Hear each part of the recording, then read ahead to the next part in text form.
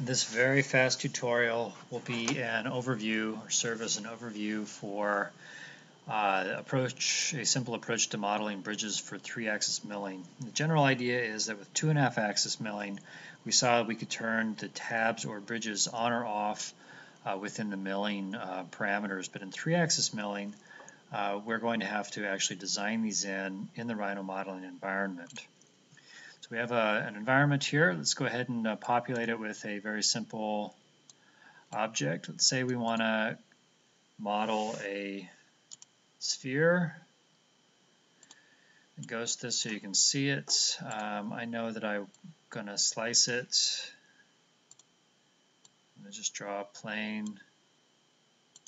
The way it snapped in my system is everything is where I want it to be. I wanted the plane to be at the hemisphere. So I'm going to move this down below the z equals 0 line. I like to choose the command move, and then I don't select a part of the model, I just select outside of it. And if I have ortho selected, I can just bring it down, and either I can eyeball it or I can designate an exact distance for moving. So this is going to be down about 2 inches, so it's going to fit in our foam. Just going to do a little bit of manipulating of the model space here. This is fine for now. Now I'm not even going to slice. Oops. I'm not even going to slice the model. I do want this to be a plane though. I'm going to select that curve and type in the command planar surface.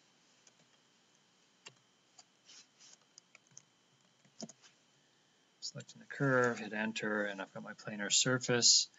I'm going to move this to the corner just to make the rest of the conversation easier. And I don't have my grid snaps on. There we go. All right, so it looks like I bumped everything back up.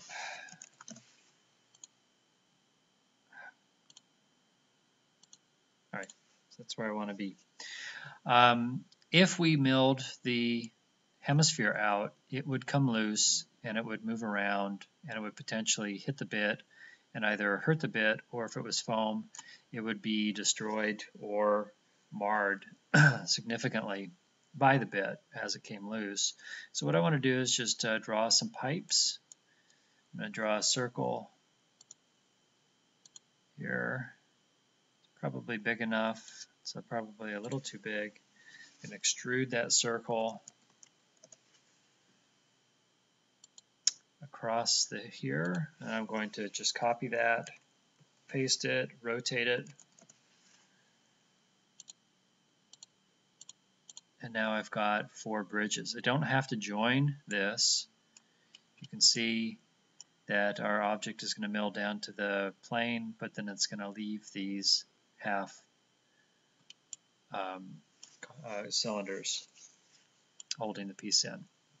All right, so let's go into RhinoCam, load everything up, knowledge base, desktop for me, cut paths is going to be in foam.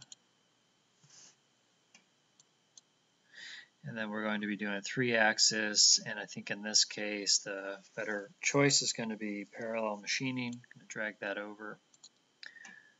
I'm going to set up the stock again, as we've been doing. 0 there.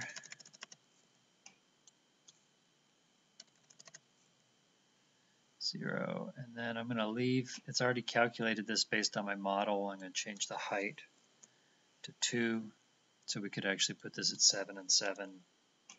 Should be larger than the object. And in fact it is. Going to turn on the visibility. So we're good to go there. One thing I want to do is select that curve and make sure it's at the z equals 0 plane. And I'm going to do that by selecting it, and I can see it in the front viewport that it's not. So I'm going to do project to C plane, which is the command that came up as I started typing. It's going to ask me if I want to delete the input objects. In this case, yes. And that's going to bring the curve right to the top surface where I want it to be when we define cam to be looking at a model in the ways that we need it to be looking. All right, so here we are. This is what we want if I want to carve out the hemisphere. If I wanted to carve out that whole area. There's another thing I can do is I can select the hemisphere. I can type in the command mesh outline, and it's going to draw, if I'm in the top viewport, it's going to draw that boundary, and it's automatically going to place it on the z=0 plane. As we've said before, if we want the bit, because the bit's not going to go beyond this line, if we want the bit to clear the geometry, we need to offset this line. I'm going to choose the offset command, and I'm just going to put it at 0.5 inches, offset that curve, and that's going to be the curve we use to define where the tool is looking. All right, it's parallel machining. I'm going to set both of these up, machining features.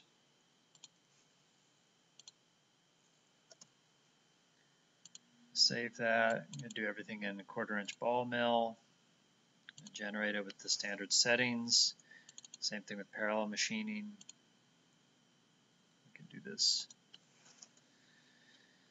Save that, and actually it's the right mill, and we're going to keep the step over the same. If we wanted to change the step over, go into parameters, and we can change this to be more rough or refined. In fact, I'll speed it up. I'll put this at 30%. Click generate, and here we have it. So you can see in perspective that the bit is going to come over the model and step across, but that it's not going through the cylinder. All right, so that's the easy way, in combination with putting double-sided double stick tape underneath your stock. That's the easy way to contain your piece in a 3-axis milling environment.